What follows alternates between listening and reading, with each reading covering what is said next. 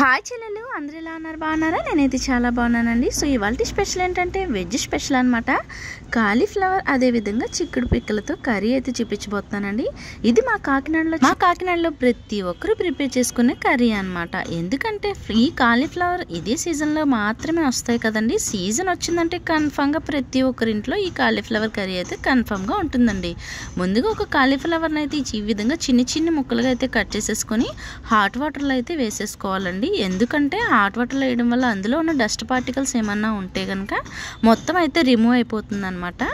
So ఈ విధంగా అయితే హాట్ వాటర్లో వేసేసుకొని ఒక హాఫ్ అన్ అవర్ పాటు వాటర్లో అయితే నానబెట్టేసుకోవాలన్నమాట. తర్వాత 2-3 పచ్చిమిర్చి, అదేవిధంగా కొద్దిగా కరివేపాకు, ఒక 2-3 టమాటాలు, ఒక కొద్దిగా ఆనియన్స్ని కూడా యాడ్ చేసేసుకొని వీటన్నిటిని కూడా చాప్ చేసేసుకొని అయితే పక్కన పెట్టేసుకోవాలండి. మీకు ఆనియన్స్ ఎక్కువగా కావాలి, గ్రేవీ ఎక్కువగా కావాలనుకుంటే ఆనియన్స్ అనేది ఎక్కువగా యాడ్ చేసేసుకోండి. తర్వాత నెక్స్ట్ ఐటమ్ వచ్చేసి చిక్కుడు పిక్కలు అనమాట. ఈ చిక్కుడు పిక్కలు చాలా రేటు ఉంటాయండో. ఇవి 20 రూపాయలే అనమాట. 20 రూపీస్ అయితే పడినాయి మాకు.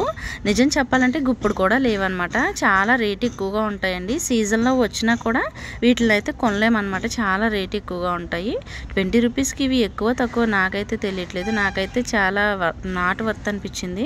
మీకు వర్త్ అనిపించిందో లేదో కామెంట్ సెక్షన్లో కామెంట్ అయితే చేసేయండి. వీటిని కూడా నీట్గా వాష్ చేసేసుకొని అయితే మనం బాయిల్ చేసేసుకోవాలండి. ఎందుకంటే వీటిని బాయిల్ చేసుకుంటే మనకి కర్రీ అనేది సింపుల్గా ప్రిపేర్ అయిపోతుంది. సో చూస్తున్నారు కదా, గుప్పుడు అంటే గుప్పునే వచ్చినాయి అనమాట. ఇంతకుమించి ఎక్కువగా రావు కూడా. ఇంతకుమించి ఎక్కువ కొన్నా కూడా కర్రీలే ఎక్కువైపోతాయి. సో అందుకని చెప్పేసి మాకైతే 20 రూపీస్ అయితే సరిపోయింది. ఆనియన్స్ కూడా రెడీగా పెట్టేసుకున్నానండి. అదేవిధంగా ఈ మసాలాను అయితే కర్రీలోకి యూజ్ చేస్తున్నాను అనమాట. గసగసాలు, ఎల్లుల్లిపాయలు, జీలకర్ర, అల్లం పేస్ట్ కూడా రెడీ చేసి పెట్టేసుకోవాలి. తర్వాత ఒక పెద్దగా ఉన్న బాండిని తీసుకుని అందులో ఒక 3 స్పూన్స్ ఆయిల్ని అయితే యాడ్ చేసేసుకోండి. ఎందుకంటే బాండి పెద్దది పెట్టడం వల్ల మన కర్రీ అనేది నీట్గా కుక్ అవుతుందండి. మనం మిక్స్ చేయడానికి కూడా బాగుంటుంది కదా. సో అందుకని చెప్పేసి ఆయిల్ని కూడా యాడ్ చేసేసుకొని ఆయిల్ హీట్ అయ్యేంత వరకు ఉండిచ్చేసి ఇందులో మనం ముందుగా కట్ చేసి పెట్టుకున్న పచ్చిమిర్చి, ఆనియన్స్, కరివేపాకును కూడా యాడ్ చేసేసుకోవాలి. కొంచెం దూరంగా చూసి అయితే వేసుకోండి. పచ్చిమిర్చి అనేది మీదకి వచ్చేస్తూ ఉంటుంది కదా. సో ఈ విధంగా ఒక్కొక్కటిగా యాడ్ చేసేసుకోవాలండి. యాడ్ చేసుకున్న తర్వాత బాగా మిక్స్ చేసేసుకోవాలి. ఇందులో మాకు కొంచెం టమాటా అనేది పడిపోయిందండి. దాన్ని మీరు స్కిప్ చేయొచ్చు. ఎందుకంటే ఆ మొత్తం అన్నీ ఒకే దిక్కుని కట్ చేసి పెట్టుకున్నాను కదా. సో అందులో అయితే మిక్స్ అయిపోయింది. ఈ విధంగా పచ్చివాసన అనేది పోయేంత వరకు బాగా మిక్స్ చేసేసుకోవాలి. మనం మూత పెట్టేసుకుంటే ఆనియన్స్ అనేది మెత్తబడిపోతుంది అనమాట. పచ్చివాసన అనేది అస్సలు ఉండదు. పచ్చిమిర్చి కూడా స్మెల్ అనేది ఉండదు అనమాట. మూత పెట్టేసుకొని ఈ విధంగా మగ్గబెట్టేసుకోండి. తర్వాత వచ్చేసి టమాటాలను కూడా యాడ్ చేసేసానండి. ఆ క్లిప్ అనేది చిన్నది మిస్ అయిపోయింది. సో మీరు దాన్ని అయితే స్కిప్ చేసేయచ్చు. తర్వాత టమాటాలను కూడా యాడ్ చేసేసుకొని టమాటా కూడా మెత్తబడేంత వరకు తొక్క అనేది మూత పెట్టేసుకొని మళ్ళీ ఫ్రై చేసేసుకోవాలి టమాటాలను కూడా. సో చూస్తున్నారు కదా, టమాటా అనేది మగ్గిపోయింది అనమాట. పక్కన ఏదో ఇంటి పని అయితే అవుతుందండి. సో చిన్న డిస్టర్బెన్స్ అయితే ఉంది. మీరు దాన్ని అయితే స్కిప్ చేసేయండి దయచేసి. అన్నీ స్కిప్ చేసేయమంటుంది ఏంటి అనుకుంటున్నారేమో. కొంచెం నా కోసం ఎక్స్క్యూజ్ అయితే చేసేయండి. సో తర్వాత టమాటాలు అనేది మగ్గిపోయినాయి కదా.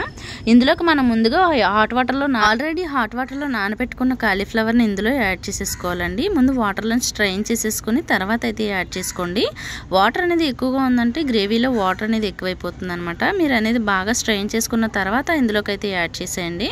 యాడ్ చేసుకున్న తర్వాత కొద్దిగా మిక్స్ చేసుకుంటే మనకి టమాటా, ఆనియన్స్ ఆల్రెడీ మగ్గిపోయి ఉన్నాయి కదండి. సో కాలీఫ్లవర్కి అయితే బాగా చక్కగా పడుతుంది అనమాట. మళ్ళీ మూత పెట్టేసుకొని మన కాలీఫ్లవర్ కూడా మెత్తపడేంత వరకు ఉండిచ్చేసి తర్వాత మూత తీసేసి ఇందులో 2 స్పూన్స్ ఆఫ్ సాల్ట్ని అయితే యాడ్ చేసుకోండి. రాక్ సాల్ట్ అయితే టేస్ట్ చాలా బాగుంటుందండి ఏ కర్రీస్లో కన్నా. రాక్ సాల్ట్ యాడ్ చేసుకున్న తర్వాత మళ్ళీ బాగా మిక్స్ చేసేసుకోండి. సాల్ట్ అనేది కరిగిపోవాలి కదా. రాక్ సాల్ట్ కాబట్టి కొంచెం ఎక్కువగానే మిక్స్ చేసుకోండి. సో తర్వాత మళ్ళీ మూత పెట్టేసుకొని తర్వాత కొద్దిసేపు అయిన తర్వాత మళ్ళీ మూత తీసేసి సో ఫైనల్గా మనం ఉడకపెట్టి పెట్టుకున్న చిక్కుడు పిక్కలను ఇందులో యాడ్ చేసేసుకోవాలండి. ఎందుకంటే చిక్కుడు పిక్కలు మనం ఉడకబెట్టేసుకోవాలండి. కొంచెం మెత్తగా ఎంతవరకు ఉండిచ్చేసి మన బటానీ ఏ విధంగా ఉంటుందో ఆ విధంగా ఉడకబెట్టేసుకొని నేను ముందుగా చూపించాను కదండి, అల్లం, ఎల్లుల్లిపాయ, జీలకర్ర, గసగసాల పేస్ట్ని కూడా యాడ్ చేసుకుంటున్నాను. యాడ్ చేసుకున్న తర్వాత 2 స్పూన్స్ ఆఫ్ కారాన్ని కూడా ఇందులో వేసేసుకోవాలి. మసాలాతో పాటు వేసేస్తే మనకు పచ్చివాసన అనేది ఇక్కడే పోతుందండి. మొత్తం అన్నిటిని కూడా పచ్చివాసన అనేది పోయేంత వరకు బాగా మిక్స్ చేసేసుకోవచ్చు. సో మీరు వీడియోలో చూపిస్తున్నట్టుగా బాగా కలుపుకోండి. కలుపుకున్న తర్వాత ఈ విధంగా ఉండిచ్చేసి పచ్చివాసన అనేది పోయేంత వరకు బాగా మిక్స్ చేసుకోవాలండి. కర్రీ వెంటనే అవ్వదు కదా, ఎందుకంటే కాలీఫ్లవర్ కొంచెం గట్టిగా ఉంటుంది, బేగా మెల్ట్ అవ్వడానికి కూడా టైం పడుతుందండి. పిక్కలు అయితే ఆల్రెడీ మనం బాయిల్ చేసి వేసుకున్నాం కాబట్టి వాటితో పెద్దగా ప్రాబ్లం అయితే లేదు. కాలీఫ్లవర్ గట్టిగా ఉంటుంది కాబట్టి మనం ఆల్రెడీ సాల్ట్ ముందుగానే వేసేసాం కాబట్టి ఇప్పుడు మెల్ట్ అయిపోయే ఛాన్స్ అయితే ఉంది. తర్వాత ఒక గ్లాస్ ఆఫ్ వాటర్ని అయితే యాడ్ చేసుకోండి. ఒక గ్లాస్ వాటర్ అయితే సరిపోతుందండి. మనం ఎంత గ్రేవీ కావాలనుకున్నా ఎక్కువగా వాటర్ అయితే యాడ్ చేయకూడదు. ఎక్కువ వాటర్ యాడ్ చేశారంటే కర్రీ అనేది చప్పదనం వచ్చేస్తుంది అనమాట. ఒక గ్లాస్ వాటర్ యాడ్ చేసుకుని మూత పెట్టేసుకుని మగ్గబెట్టేసుకుంటే సో ఫైనల్గా ఈ విధంగా ఆయిల్ అనేది పైకి తేలుతుంది అనమాట. మీరు ఎప్పుడైనా ట్రై చేయకపోతే కనుక ఒకసారి అయితే ట్రై చేయడానికి ప్రయత్నం చేయండి.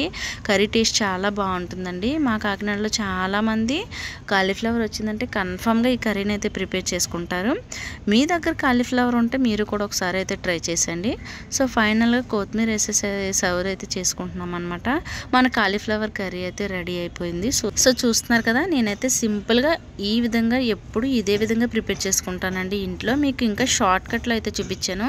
ఎక్స్ట్రా మసాలాస్ అనేది ఏమి యూస్ చేయాల్సిన అవసరం లేదండి. మనం కర్రీస్ ఎప్పుడు ప్రిపేర్ చేసుకున్నాక సరే పౌడర్స్ కంటే మనం అప్పటికప్పుడు నూరు వేసుకుంటున్న మసాలా ముద్దతోనే టేస్ట్ అనేది వస్తుందండి ఏ కర్రీ కన్నా కూడా. మీరు ఎప్పుడైనా ట్రై చేసి చూడండి ఒకసారి. వీడియో నచ్చితే కనుక లైక్ చేయండి, షేర్ చేయండి, సబ్స్క్రైబ్ చేసుకోండి.